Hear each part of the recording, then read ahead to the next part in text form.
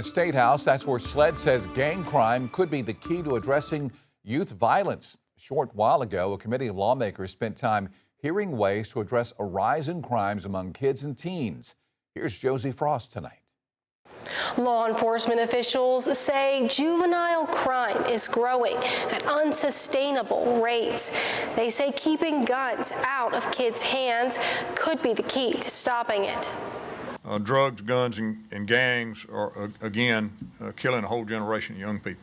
SLED Chief Mark Keel says to keep kids away from violent crime, you have to keep them away from gang activity. One Senate bill would tighten penalties on gangs from 5 to 25 years in prison for gang leaders and 5 to 20 for retaliation or recruitment.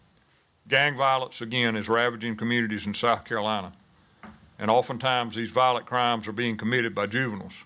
A federal program known as Project Ceasefire aims to reduce gun and violent crime. Through the program, repeat offenders go to mandatory in-person meetings that lay out the consequences if they continue to commit crimes. Columbia Police Chief Skip Holbrook says his city's ceasefire program has been effective and that he'd like to see it adapted for juveniles. We don't berate them.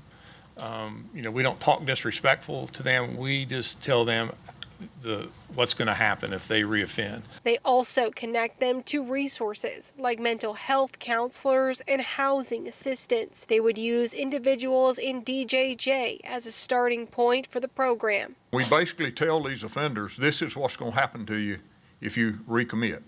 There's going to be no plea deals. There's going to be no deals cut. If you get arrested again, we're going to use the full force of law enforcement and prosecution to put you in prison. Now, some ceasefire programs are funded through federal grants, but if lawmakers wanted to create a statewide program, they'd have to allocate money in the state budget or find some other funding mechanism.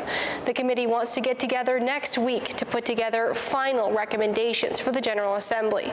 Reporting at the State House, Josie Frost, News 19, WLTX. And tonight, the SLED chief adding that parents should try to spot the warning signs in their child of gang involvement early on, like unexplained cash or new clothing, changes in friend groups, or wearing one color exclusively.